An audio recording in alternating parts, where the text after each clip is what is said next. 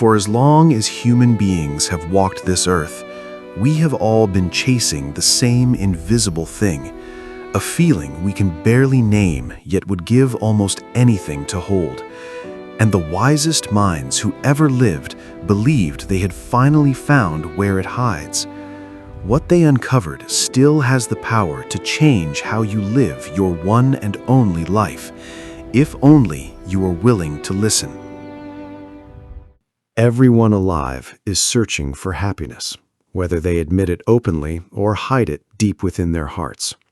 We wake each morning and chase after money, love, success, and pleasure, convinced that somewhere beyond the next horizon, a lasting joy is waiting for us. Yet, how strange it is that the thing we want most is the thing we understand least, slipping through our fingers the moment we think we have grasped it. The richest people often feel empty, while some who have almost nothing seem to glow with a peace we cannot explain. This ancient puzzle, older than any book, is exactly the mystery that the greatest philosophers spent their lives trying to solve. And so our journey must begin not with an easy answer, but with the courage to ask the question honestly. Baruch Spinoza, a quiet lens grinder in 17th century Amsterdam, believed he had discovered the answer, and it was unlike anything the world expected. He lived a life of astonishing simplicity, owning almost nothing, refusing wealth and fame, polishing glass by day, and writing philosophy by candlelight. Excommunicated by his own community and condemned as a dangerous heretic, he could easily have grown bitter and cold toward the world that rejected him. Instead, he became one of the most serene human beings who ever lived, radiating a calm so deep that visitors were astonished by it. What secret did this gentle outcast possess that allowed him to be happy when he had every reason to despair? His life itself, and not only his books, became the living proof of everything he taught. Understanding Spinoza's answer requires us to see the world the way he saw it, which was radically different from everyone around him. He taught that everything in existence, every star and stone and living soul, is part of one single infinite substance, which he called God or nature. There is no separation in his vision between the divine and the universe, for God is not a distant king in the sky, but the very fabric of reality itself. You and I, the trees and the oceans, the planets wheeling through space, are all expressions of this one boundless being. To grasp this truth deeply, Spinoza believed, was the first and greatest step toward a happiness that nothing could ever take away. Once you truly feel this unity, he promised, your whole experience of living quietly begins to change. Freedom, as most people imagine it, was for Spinoza a beautiful illusion that quietly poisons our lives. We like to believe that we are free agents, choosing our desires and steering our fates by pure will, masters of our own destiny. But Spinoza saw that every thought and feeling we have is caused by something before it, that we are woven into an endless chain of cause and effect, stretching back to the beginning of time. A stone thrown through the air, if it could think, would believe it was flying by its own choice, never seeing the hand that hurled it. In the same way, he said, we imagine ourselves free only because we are ignorant of the true causes that move us. Seeing this clearly, he believed, is not a prison, but the doorway to a far deeper kind of liberty. Rather than crushing us, this insight was meant to liberate us from a lifetime of needless suffering. When we finally understand that things could not have been otherwise, that everything unfolds according to the necessary laws of nature, our anger and resentment begin to dissolve. We stop raging against the world for not bending to our wishes, and we stop torturing ourselves with guilt over things we could never have controlled. Spinoza compared this to the difference between a child who weeps because the sun sets and a wise person who understands why it must. In accepting necessity, he found not despair, but the beginning of a profound and unshakable peace. What looks at first like cold resignation reveals itself in time as the calm strength of a liberated mind. Emotions, which rule most human lives like tyrants, were at the very center of Spinoza's map of happiness. He observed that we are tossed about endlessly by our passions, by fear and hope, envy and anger, desire and sorrow, like a small boat in a raging storm. These passions, he said, are not evil, but they enslave us whenever we do not understand them, driving us to act against our own well-being. The path to freedom lies in transforming these passive emotions, which happen to us, into active ones that flow from our own understanding. To know why we feel what we feel is already to begin loosening the chains that bind us. Only by turning the light of reason upon our storms can we ever hope to still the waters within. Knowledge itself, for Spinoza, was the great engine that carries a human being from bondage toward joy. The more clearly we understand the causes of our emotions, he taught, the less those emotions can control us against our will.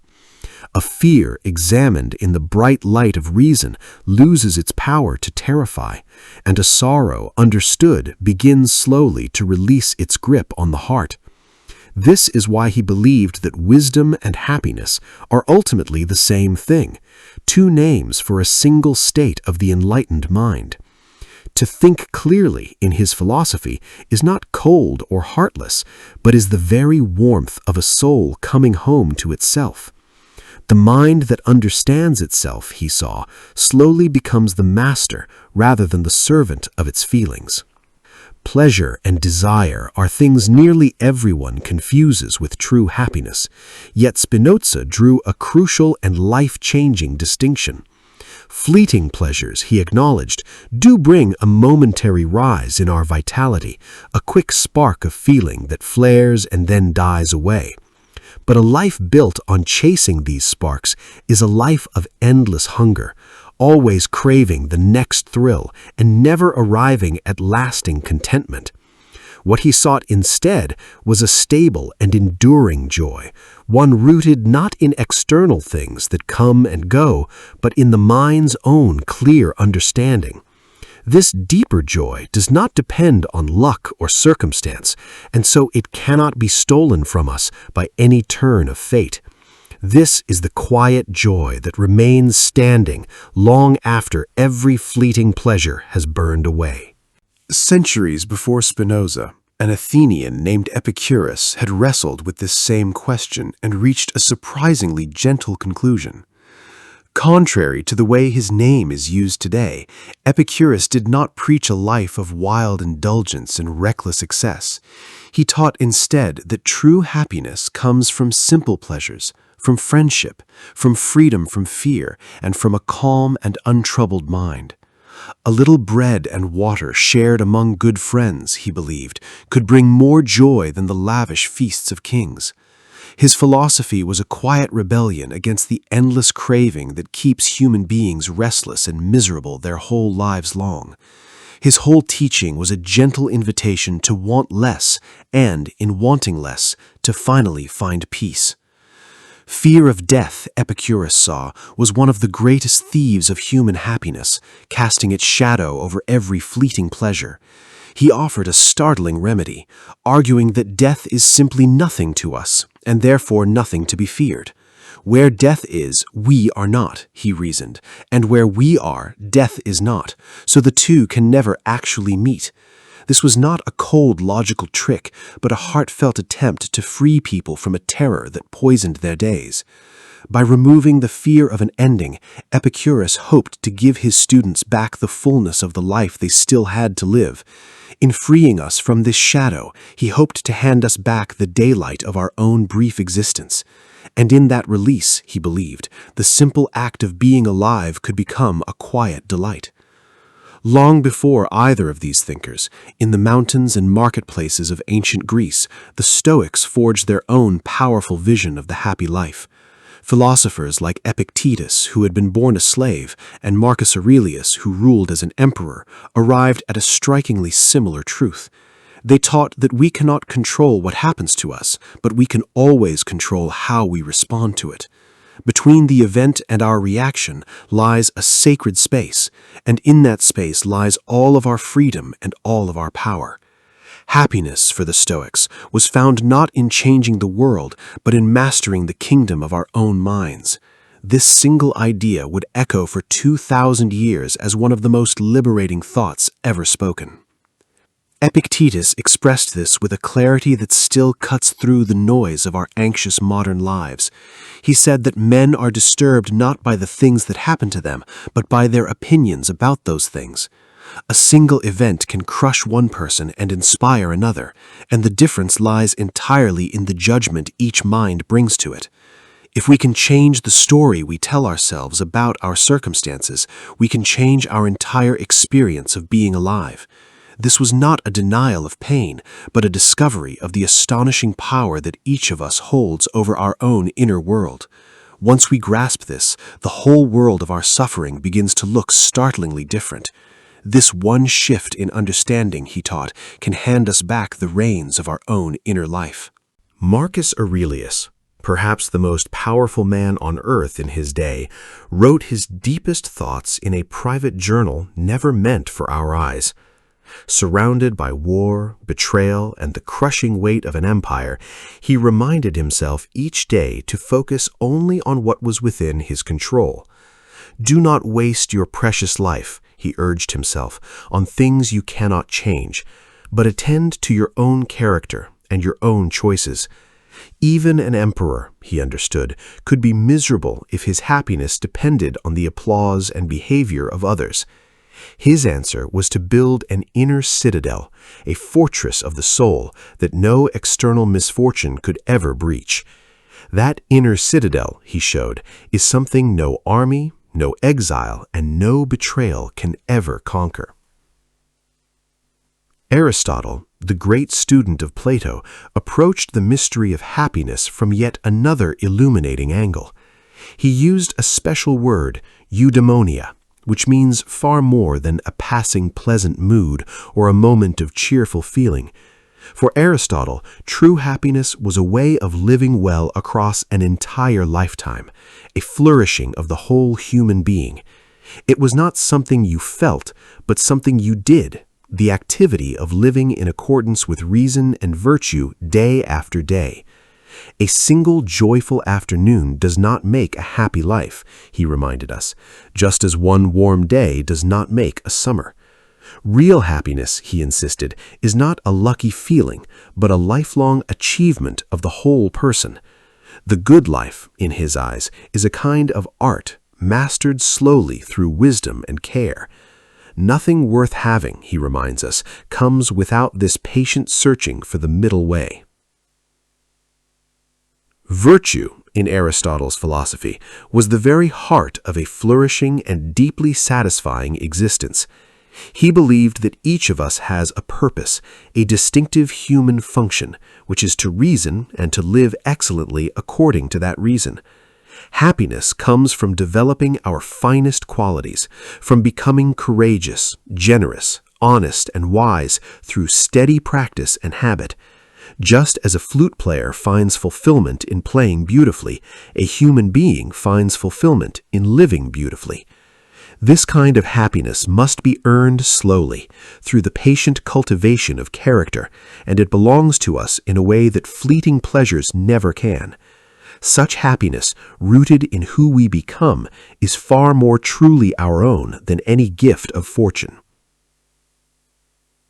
Balance was another treasure that Aristotle placed at the center of the good and happy life. He taught the famous idea of the golden mean, the sweet spot of virtue that lies between two harmful extremes. Courage, for example, sits between the cowardice of too little boldness and the recklessness of too much, and it is found only through wisdom and practice.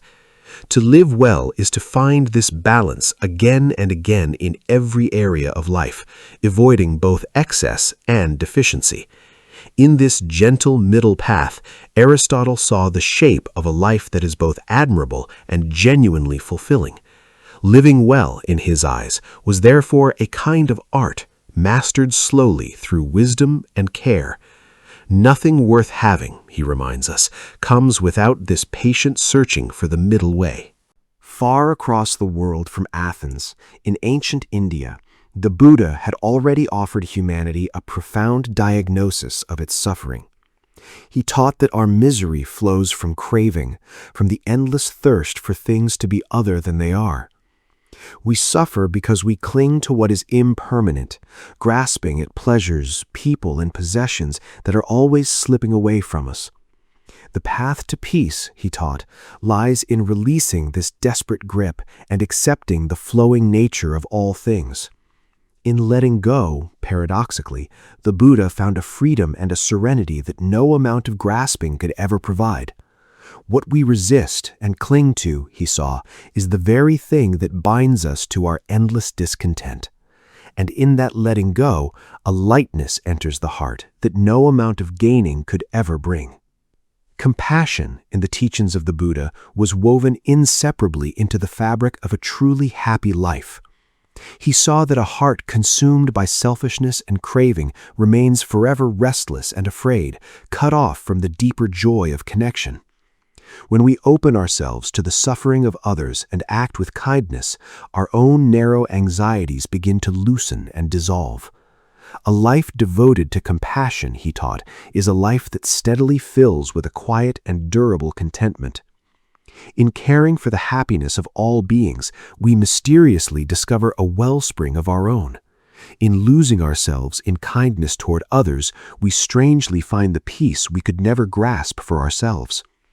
The wider our circle of care grows, the wider and deeper our own quiet happiness becomes. Returning to Spinoza, we find that he too placed a kind of love at the very summit of human happiness. He called it the intellectual love of God, though by God he meant the whole of nature, the single infinite reality of which we are all a part.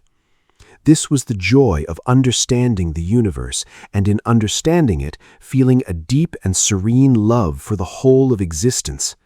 It was not a love that begged for anything in return, but a love that flowed naturally from clear and profound knowledge. In this luminous state, Spinoza believed, a human being touches something eternal and is filled with a happiness beyond all disturbance. Here, at the very summit of his thought, understanding and love finally become one and the same thing. Blessedness, Spinoza wrote in one of his most beautiful lines, is not the reward of virtue, but virtue itself. He meant that the happy life is not a prize handed to us after we have suffered through goodness, but is the very experience of living wisely and well. We are not good in order to become happy later, but rather our goodness and our happiness are one and the same thing, unfolding together. This overturned centuries of thinking that treated joy as a distant payment for present sacrifice. In his vision, the wise and loving life is not a means to happiness, but is happiness, here and now. To live wisely and kindly, he saw, is not the path to the reward, but the reward itself, alive within us. Every wise and loving act, he taught, is already the happiness we mistakenly wait for later. Difficulty, Spinoza knew, was woven into this path, and he was honest about it in a way few philosophers dared to be. All things excellent, he wrote, in the final words of his masterpiece, are as difficult as they are rare. He never promised that understanding the universe or mastering the emotions would be easy or quick. The serenity he described was the fruit of a lifetime of patient thought and inner discipline, not a trick to be learned in an afternoon. Yet precisely because it was so hard to attain, the happiness he pointed toward was also unshakable, a treasure that could never be lost once it was truly won. And that, perhaps, is why so few ever reach it, and why those who do are never quite the same again. Nietzsche, storming onto the scene centuries later, shattered many comfortable assumptions about what happiness even means. He was suspicious of those who sought only comfort, safety, and the absence of pain, calling such a goal the happiness of the timid and the weary. For Nietzsche, a great and meaningful life might contain enormous suffering, and that suffering could be the very soil in which greatness grows. He urged us not to flee from pain, but to transform it, to say a thunderous yes to all of life, its agonies and its ecstasies alike. True happiness, in his fierce vision, was the overflowing joy of a soul that has mastered itself and created its own values. He wanted us not to shrink from life, but to grow large enough to embrace the whole of it. Amor fati, a love of one's fate, was the startling phrase Nietzsche gave to his highest ideal. He dreamed of a person so in love with their own existence that they would embrace every moment of it, the terrible along with the beautiful. Not merely to endure what happens, he insisted, but to love it, to want nothing to be different, not forward, not backward, not in all eternity. Imagine loving your life so completely that you would gladly live it again and again exactly as it was, forever. In this radical affirmation, Nietzsche found a happiness far wilder and more demanding than mere contentment. To reach that height of acceptance is to turn even our deepest wounds into something we would not trade away. Money and possessions, which so many people equate with happiness, were viewed with deep suspicion by nearly all these thinkers. Again and again, across cultures and centuries, the wisest voices warned that wealth alone can never fill the empty spaces of the human heart. Spinoza turned down a comfortable inheritance and a generous pension to protect his freedom and his peace of mind. The Stoics taught that a rich man enslaved by his fear of loss is far poorer than a beggar who wants for nothing. This does not mean poverty is noble, but that happiness must be built on something far solid than gold. The wise, they saw, measure their wealth not by what they own, but by how little they truly need. True abundance, they all agreed, is a state of the soul and never merely a number in a ledger. Relationships and friendship, however, were celebrated by these same philosophers as essential to a joyful life.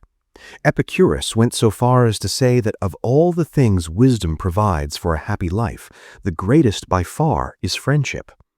Aristotle devoted enormous attention to the deep bonds between good people who help one another become better.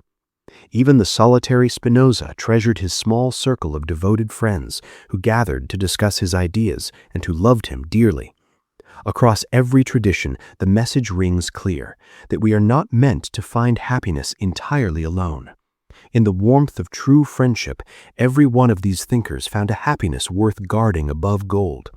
To love and be loved by good people, they saw, is among the surest foundations of a happy life. Purpose and meaning emerged again and again as another golden thread running through all these visions of the good life. A life without direction, without something to strive for and believe in, tends to sink into restlessness and quiet despair. Whether it was Aristotle's call to fulfill our human function or Nietzsche's demand that we create our own values, the message was similar. Human beings seem to flourish when they are devoted to something larger than their own comfort and pleasure. To have a why to live for, as Nietzsche once wrote, allows us to bear almost any how. A soul with a purpose, they saw, can walk through fire that would destroy a soul with none. Meaning, more than pleasure, seems to be the ground on which a truly full life is built. Gratitude, though rarely given its own grand chapter, quietly underlies much of what these thinkers discovered about joy. The Stoics practiced it daily, reminding themselves of the fragile gift of their own existence and the countless blessings they too easily ignored. To wake and marvel that you're alive at all, that there's a world to see and love and think about, is itself a kind of happiness. Spinoza's love of nature was, in its deepest sense, a boundless gratitude for the sheer miracle of being. When we truly notice what we have, our hunger for what we lack begins to quietly fade. In this simple turning of attention toward thankfulness, a restless heart begins at last to grow still. Gratitude quietly transforms what we already have into more than enough for a contented heart. Presence, the art of truly inhabiting this single passing moment, shines through the wisdom of many of these traditions. The Buddha taught his followers to rest their attention fully in the now, rather than drowning in regret for the past or anxiety for the future. So much of our suffering, these thinkers saw, comes from living everywhere except where we actually are. The present moment is the only place where life is ever truly happening, the only ground on which happiness can stand. To return again and again to this fleeting now is to reclaim the only life we will ever have. To live fully awake in this passing instant is in the end the whole of the art of being happy. Everything before it is only memory, and everything after it is only dream, but now is truly alive. Acceptance of impermanence, of the ceaseless flowing away of all things, was a hard but liberating truth these thinkers shared. Everything we love will change, and one day it will be gone, and no philosophy can spare us this ancient sorrow. Yet, in facing this truth without flinching, something remarkable happens, for our fleeting moments become unbearably precious. The Stoics meditated on loss precisely so they could cherish what they had while they still had it. To love a thing knowing you will lose it is perhaps the deepest and most courageous form of love there is. This tender acceptance, far from darkening our days, fills them with a warmth we would otherwise miss. To hold life gently, knowing it will pass, is to love it more fiercely than we ever could otherwise. Suffering itself, far from being merely an enemy to be avoided, was re-examined by these thinkers as a strange kind of teacher. The Stoics believed that hardship reveals and strengthens our character, that a person is never truly tested until fortune turns against them. Nietzsche saw in his own lifelong illness and pain the very source of his deepest insights and his fiercest joy. Even the Buddha began his entire journey by facing squarely the reality of sickness, old age, and death. To make peace with suffering, rather than fleeing it in terror, is one of the surprising secrets of a happy and meaningful life. What breaks a weaker soul, they understood, can carve a stronger one into something magnificent. Pain faced with courage, they discovered, can become the very doorway to wisdom and depth. Inner freedom, the liberation of the mind from its own chains, may be the single greatest treasure all these philosophies point toward. Whether it is Spinoza's freedom through understanding, the Stoics' freedom through acceptance, or the Buddha's freedom through letting go, the destination is the same. They all sought to release the human soul from the tyranny of fear, craving, and the endless need for the world to be other than it is. This inner freedom, once truly won, becomes the quiet foundation on which a happy life is built. Reason and emotion, so often imagined as enemies, were beautifully reconciled in Spinoza's vision of the flourishing life. He did not ask us to become cold and unfeeling, to kill our passions and live like a bloodless machine. Instead, he showed how understanding can transform our emotions, turning painful passivity into active and joyful power. A feeling fully understood is no longer a chain, but becomes a source of strength and clarity. In this marriage of the mind and the heart, Spinoza found a wholeness that neither cold logic nor blind feeling could ever achieve alone. Neither the head alone nor the heart alone can carry us there, but only the two working as one. When reason and feeling finally move together, the whole person is set free to flourish. Modern science, remarkably, has begun to confirm what these ancient thinkers intuited through pure reflection long ago. Studies of well-being consistently show that lasting happiness comes not from wealth or fame, but from strong relationships, meaningful work, and a sense of purpose. Practices like gratitude, mindfulness, and acts of kindness, all foreshadowed by the philosophers, measurably lift the human spirit. The fleeting high of consumption fades quickly, exactly as Spinoza and Epicurus warned that it would. It seems the deepest wisdom of the ages and the findings of the laboratory are quietly pointing in the very same direction. What the philosophers reasoned their way toward, science is now slowly measuring and confirming. Comparison, the restless habit of measuring our lives against the lives of others, was seen by these thinkers as a thief of joy. So much of our discontent arises not from what we lack, but from the painful sense that others have more than we do. The Stoics urged us to focus on our own path and our own progress rather than the fortunes of our neighbors. Spinoza understood that envy is a passive emotion, a form of sadness that diminishes our power and clouds our clear thinking. To stop comparing and to live from our own values is to reclaim a happiness that no rival can disturb. The moment we stop measuring our worth against others, a heavy and invisible burden lifts from us. Our own path, walked with honesty, is the only race in which winning ever truly satisfies. Simplicity, a quiet and unglamorous virtue, appears wherever we look among these seekers of the happy life. Spinoza's tiny rented rooms, the Buddha's simple robe, the Stoics' indifference to luxury, all tell the same gentle story. These thinkers discovered that the more our happiness depends on external things, the more fragile and anxious it becomes. By needing less, they paradoxically gained more, freeing themselves from the exhausting treadmill of endless acquisition. There is a deep and lasting peace, they found, in wanting what you already have, rather than forever craving what you do not. In choosing less, they discovered, we are not giving up joy, but clearing away everything that smothers it. A simple life, freely chosen, turns out to be one of the richest treasures a person can hold. Wonder, the capacity to be amazed by the sheer existence of the world, glows at the heart of many of these philosophies. Spinoza gazing in awe at the infinite unity of nature, Aristotle marveling that anything exists at all. The mystics lost in the beauty of being, all knew this feeling. Philosophy itself, the ancients said, begins in wonder, in the astonishment that there is something rather than nothing.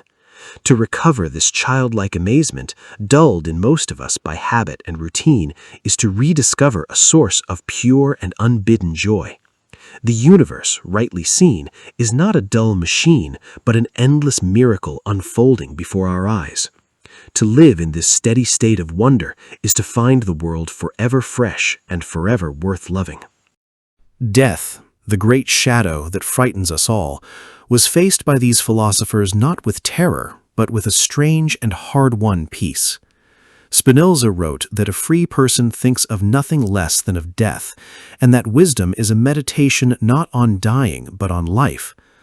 The Stoics rehearsed their own mortality daily, not to grow morbid, but to sharpen their gratitude for each precious hour.